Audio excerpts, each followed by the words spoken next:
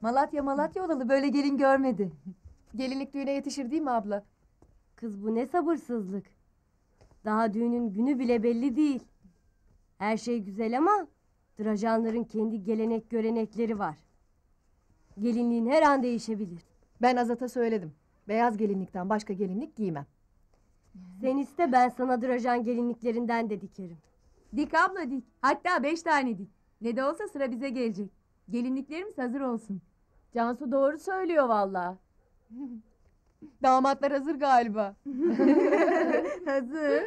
Beter olmuş bunlar ya. Ben bir telefon edebilir miyim? Tabii edebilirsin, buyur.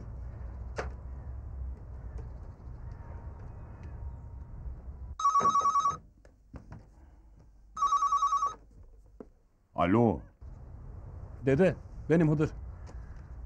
Dede, sana üzücü bir haber vereceğim. Amanıdır. Gözünü seveyim. Felaket haberi verme. Alişir'le akrabalarını otogarda vurmuşlar dede. Ne diyorsun sen Hıdır? Durumları nasıl? Alişir, Zozan, Arafat hepsi yoğun bakımda. Özal, Turgut Özal tıp merkezindeler. Tamam Hıdır. Biz hemen geliyoruz. Ben de hemen gidiyorum dede. Hemen gidiyorum. Mustafa kardeş, benim Mehmet amcam gelirse buradan doğruca hastaneye gittiğimi söylersin. Tamam, oldu.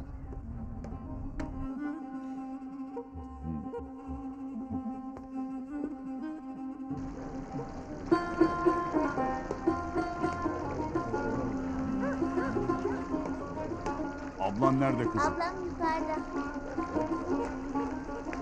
Hayırdır dede, bu ne telaş? Hiç sorma. Hısımlardan Alişir'i vurmuşlar. İnşallah kötü bir durum değildir dede. Nasıldır durumu? İyidir inşallah. İyidir de diyemem. Yoğun bakımdalarmış. Hem yalnız Alişir değil, Azad'ın bacısı Zozan ve yeğeni Arafat da var. Deme, yazık olmuş. Oo. Sıkılmışlar ya. Vallahi ne işte. Baba, güzel olmuş mu? Baba, Hazırlan, hastaneye gidiyoruz. ne işimiz var baba hastanede? Azat'a bir şey mi oldu yine? Yok kızım, Azad'ın bir şeyi yok. Doğru söyle baba. Doğru söyle. Doğru söyle baba. Azat'a bir şey olmadı değil mi? Alişir, Zozan ve Arafat vurulmuş. Üçü de ağır. Vakit kaybetmeden gidelim. Şunu tam anlat baba. Benim bildiğim bu kadar töre. Gidince öğreneceğiz. Hadi hazırlan töre. Üzülme. Bu kız hiç gülmeyecek mi?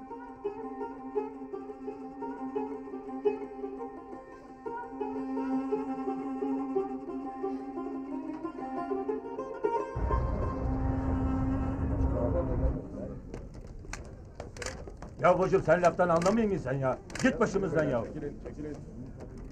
Arkadaşlar durun. Arkadaşlar lütfen biraz sakin olun. Berithan Ağa gereken bilgileri açıklayacaktır. Vurulanlar yaşıyor mu? Azad'ın bacısı Zozan ölmüştür. Yeğeni Arafat da komadadır. Alişir'in durumu iyiye gidiyordur. Berithan aşiretinin Drajan aşiretiyle alakası nedir? Akrabalık derecemiz var. Azat'la kaç yıl cezaevinde yattınız? Azad'ı bu işe bulaştırmayın. Bu olayın boyutu siyasi mi yoksa kan davası mı? Bilmiyorum. Şeron'un bu işte parmağı var mı? Tamam, bilmiyorum. Lütfen, beyler, hadi beyler. Bildiklerimizi söyledik işte. Tamam, yeter. Bu olay böyle sayılır. Dağılın. Dağılın. Yeter. Zaten acımız büyük. Lütfen. Beyler, Bu tarafa. Cebrail Bey. Bir saniye abi. Bir dakika, hadi bir açıklama yapar mısın? Arkadaşlar. Lütfen sadece bir açıklama istiyorum. Lütfen kamerayı kapatın. Durumu hakkında ne düşünüyorsunuz?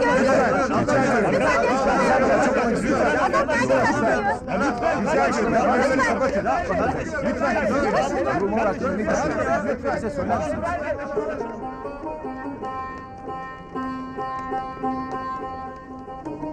Bakın, bu vurulmalar hakkında ne düşünüyorsunuz? Yok kardeşim.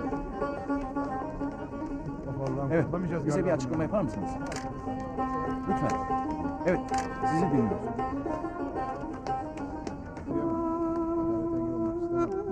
Her şey zamanla ortaya çıkacak. Melike abla merhaba. Rahatsız ettim ama aramadan edemedim. Efendim Aslı. Burada çok önemli olaylar oluyor. Ben altından kalkamayacağım.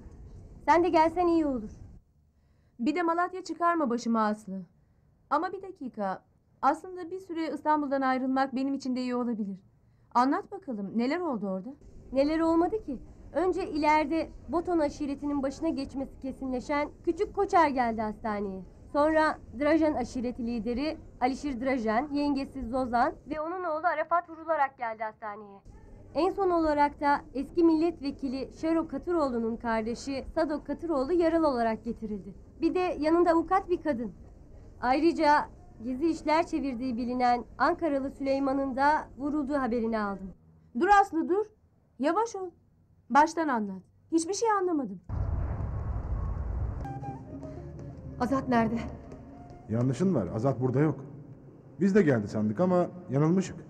Bana doğruyu söyle. Yavaş konuş Töre bacı. Beritan doğru söylüyor.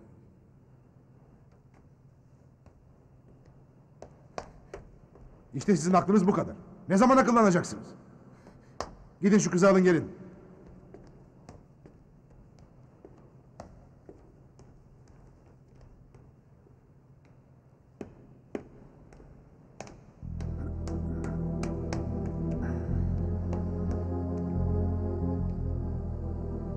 Azat.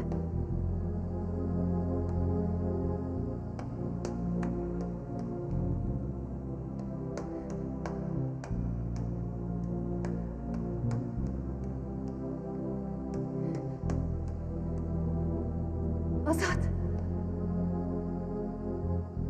Azat.